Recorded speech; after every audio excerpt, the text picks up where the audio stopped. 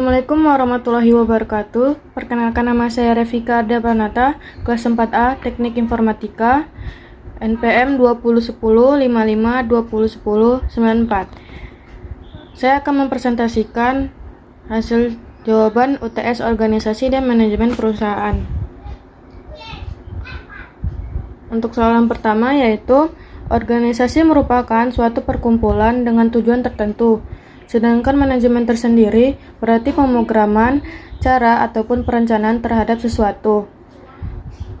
Untuk hubungannya yaitu timbal balik antara manajemen dan organisasi sangat erat karena manajemen adalah suatu proses pencapaian tujuan melalui kerjasama antara dua orang atau lebih, sedangkan organisasi itu sendiri sebagai wadah yang membentuk untuk mencapai tujuan dari sekelompok manusia.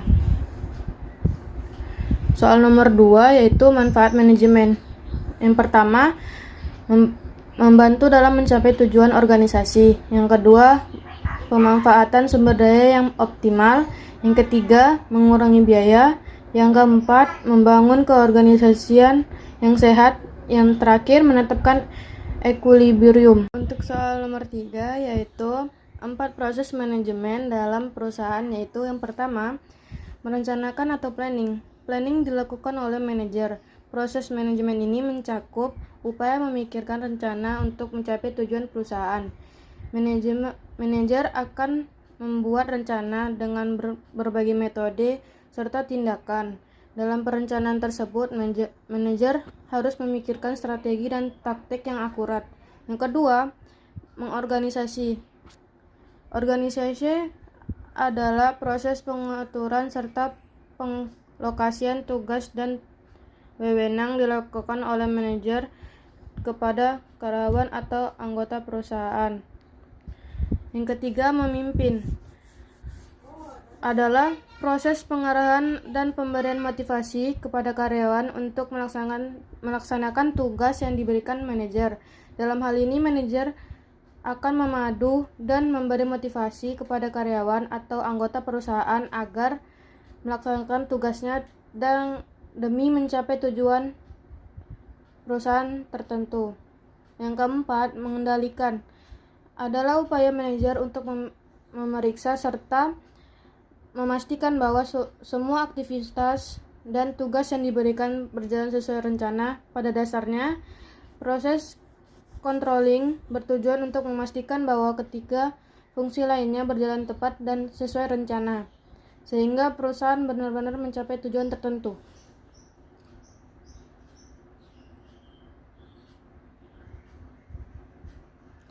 Untuk soal nomor 4 yaitu yang pertama, bentuk struktur organisasi garis. Kelebihannya, kesatuan akses komando oleh pemimpin sehingga tidak ada simpangan siur pengembalian keputusan. Yang kedua, proses pengembalian keputusan dan kebijakan organisasi berjalan tepat. Yang ketiga, pengawasan terhadap kegiatan bawah dapat dilakukan secara langsung, koordinasi mudah dilakukan. Untuk kekurangannya, ada peluang untuk pemimpin bertindak secara otoriter. Masa depan organisasi bergantung pada kemampuan pemimpin dalam menetapkan keputusan dan kebijakan serta pengendalian ada di tangan pimpin sepenuhnya. Yang ketiga, tujuan pribadi pimpinan seringkali mengatasnamakan tujuan organisasi. Bentuk struktur organisasi fungsional. Untuk kelebihannya, yang pertama, spesialisasi karyawan dapat berkembang secara optimal. Yang kedua, meningkatkan produktivitas organisasi. Yang ketiga, atasan hanya perlu berfokus kepada koordinasi, sedangkan performa spesialisasi sudah dipegang oleh bawahannya. Untuk kekurangannya, yang pertama, bahwa sulit menempatkan prioritas karena mendapat perintah dari beberapa alasan. Yang kedua, bawahan sudah bosan karena hanya terus-terusan mengerjakan spesialisasinya saja. Untuk bentuk yang berikutnya, yang nomor 3 yaitu bentuk struktur organisasi garis dan staf. Kelebihannya, yang pertama, spesialisasi anggota organisasi yang berkeanekaragaman dapat memberikan manfaat untuk organisasi secara maksimal sehingga bisa memberikan keuntungan yang juga maksimal. Yang kedua, azas suatu komando mengurangi simpang siur pengembalian keputusan organisasi. Yang ketiga, pembagian tugas, tanggung jawab, dan wewenang menjadi jelas karena dibagi berdasarkan garis pimpinan dan spesialisasi anggota. Untuk kekurangannya sendiri, yaitu yang pertama, solidaritas antara anggota organisasi kurang erat dan tidak saling mengenal satu sama lain. Yang kedua, sering terjadi persaingan kurang sehat karena masing-masing anggota organisasi merasa tugas paling penting. Untuk bentuk selanjutnya yang nomor 4 yaitu organisasi komite. Kelebihannya, yang pertama, keputusan organisasi akan lebih baik dan mudah diterima karena telah melibatkan pendapat dari seluruh anggota organisasi. Yang kedua, tidak ada kesepakatan atasan untuk bertindak secara otoriter. Yang ketiga, partisipasi aktif dari seluruh anggota organisasi karena merasa suaranya didengar. Untuk kekurangannya sendiri yaitu, yang pertama, penanggung jawab keputusan sulit dilakukan karena merupakan keputusan bersama.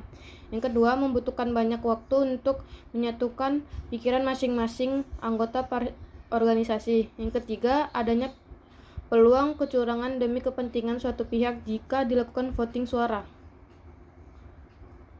Dan untuk soal nomor 5 yaitu manajemen tingkat atas, yaitu ini merupakan tingkat manajemen perusahaan paling tinggi dalam organisasi atau bisa disebut level C suite, yaitu CEO. Manajemen tingkat atas adalah nahkoda organisasi bisnis karena mereka lah yang menentukan bagaimana perusahaan akan dijalankan. Manajemen tingkat atas dipilih oleh para pemegang saham dan memiliki tanggung jawab penuh terhadap keseluruhan organisasi yang dimilikinya. Peran dan tugas manajemen tingkat atas yaitu yang pertama, merumuskan tujuan organisasi, yakni menetapkan apa yang diingin dicapai perusahaan dalam jangka panjang atau jangka pendek. Yang kedua, merencanakan kebijakan dan strategi perusahaan, yaitu bagaimana cara perusahaan mencapai tujuan tersebut.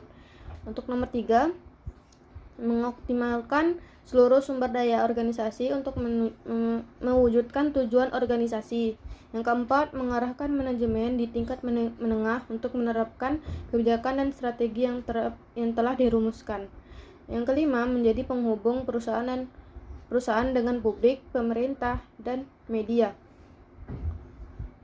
Untuk manajemen tingkat menengah, yaitu manajemen ini berada di tengah struktur organisasi, bertanggung jawab kepada manajemen tingkat atas. Contoh manajemen tingkat menengah adalah kepala departemen, kepala divisi, kepala cabang, atau manajer cabang.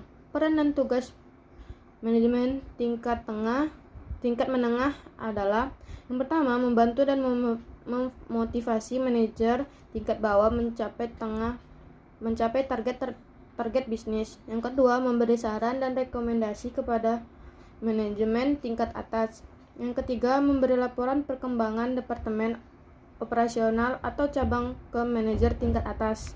Yang keempat, mengelola departemen atau cabang sesuai kebijakan pucuk pimpinan organisasi. Untuk manajemen tingkat bawah sendiri, yaitu manajemen tingkat bawah punya wewenang terbatas dan bertanggung jawab kepada manajer tingkat menengah. Untuk menjalankan peran ini, mereka membutuhkan keterampilan teknis serta kemampuan dalam memimpin dan mengorganisir pekerja. Contoh manajer level bawah adalah supervisor, office manager, dan station manager dan mandor. Peran dan tugas manajemen ini yang pertama yaitu menjaga kualitas produk atau layanan sesuai standar yang ditetapkan. Yang nomor 2, menyediakan lingkungan kerja yang mendukung dan aman bagi setiap karyawan. Yang ketiga, memberi bantuan pemecah masalah karyawan dalam pekerja teknis. Yang keempat, menyerap keluhan pekerja dan menyampaikan ke manajemen tingkat menengah sekaligus memberikan saran dan masukan. Yang kelima, memotivasi karyawan dan mendorong kinerja tim lebih baik. Yang keenam, menyelesaikan konflik yang muncul antara anggota tim.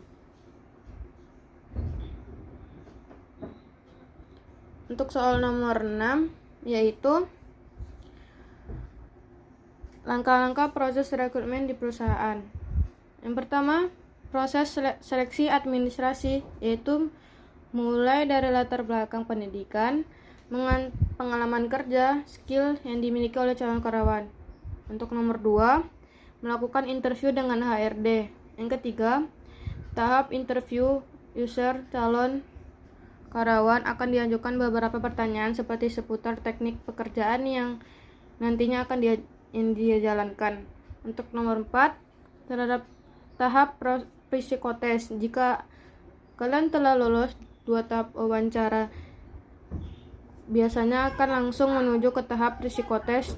Terhadap dalam proses rekrutmen seleksi karyawan pada perusahaan ini bertujuan untuk melihat bagaimana potensi dan juga bakat yang dimiliki oleh pelamar kerja. Yang kelima, wawancara dengan manajer HRD. Mengenal proses rekrutmen dan seleksi karyawan pada perusahaan rasanya tidak lengkap jika sampai ke tahap terakhir. Biasanya bagi kalian yang telah lolos di tahap psikotes akan dilanjutkan dengan wawancara interview yang dilakukan secara langsung oleh manajer HRD. Untuk soal nomor 8 yaitu budaya perusahaan atau organisasi sangat berperan penting dalam menciptakan kelancaran dalam segala aspek yang berjalan di perusahaan. Suatu organisasi dengan budaya yang kuat akan mempengaruhi perilaku dan efektivitas kinerja karyawan. Kualitas kinerja karyawan akan sebanding dengan kualitas budaya organisasi di dalamnya. Apabila organisasi atau budaya organisasinya baik, maka kinerja karyawan pun akan baik dan begitu pula sebaliknya. Pimpin dengan memberi contoh. Untuk menjadi pemimpin yang efektif, motivasi tim Anda untuk bertindak dan tampil dengan cara tertentu. Ketika Anda berpegang untuk standar tertentu dan berperilaku sesuai dengan itu memberikan tim Anda sesuatu untuk ditiru. Yang kedua, merangkul kegagalan. Pastikan untuk melihat kegagalan sebagai peluang pertumbuhan dan kesempatan untuk menunjukkan kepada tim bahwa Anda dapat mengatasi. Rangkulah kegagalan alih-alih bersembunyi di baliknya untuk menunjukkan kepada tim pentingnya transparansi. Yang ketiga, jujur. Transparansi ini dapat mencoba bagi tim dan mendorong mereka untuk terbuka dengan komunikasi mereka sendiri. Yang keempat, tetapkan tujuan yang jelas. Sebagai halnya tujuan perusahaan, tujuan tim perlu spesifik dan terukur. Pastikan semua orang di tim memahami apa yang diharapkan dan mereka untuk mencapai tujuan tertentu. Yang kelima, buat solusi yang efektif. Ketika kalian menghadapi masalah-masalah tertentu, pentingnya untuk memikirkan dampak jangka panjang dan jangka pendek dan menciptakan solusi yang dipikirkan dengan baik-baik, bahkan jika kalian merasa cenderung membuat resolusi cepat dan mudah, solusi yang baik dan terukur dapat membantu kalian menghindari masalah serupa di masa depan.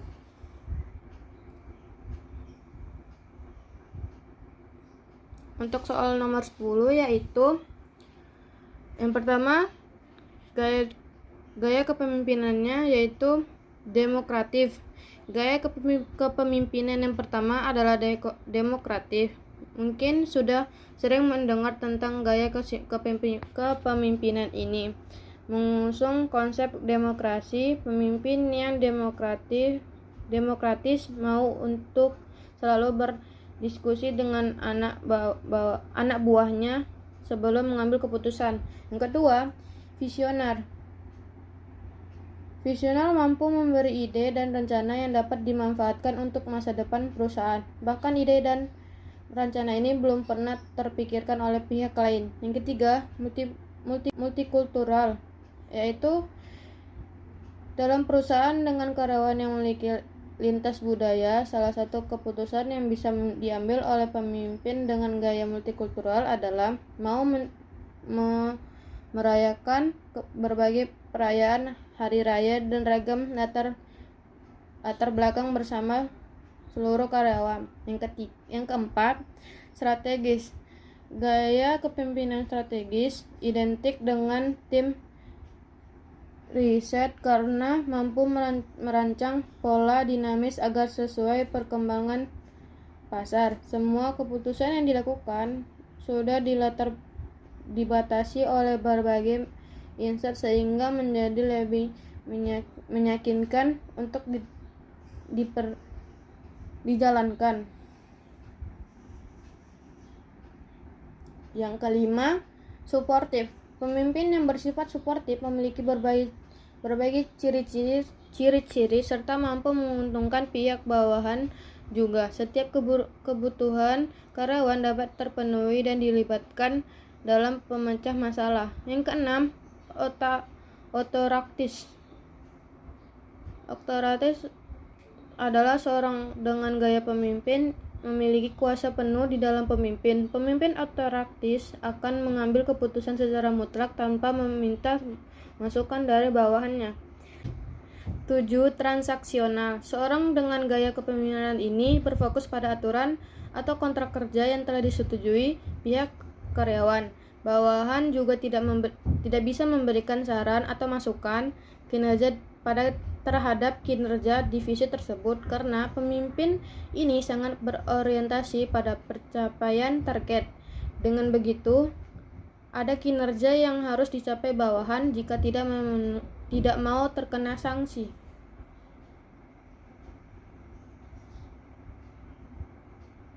Sekian, terima kasih.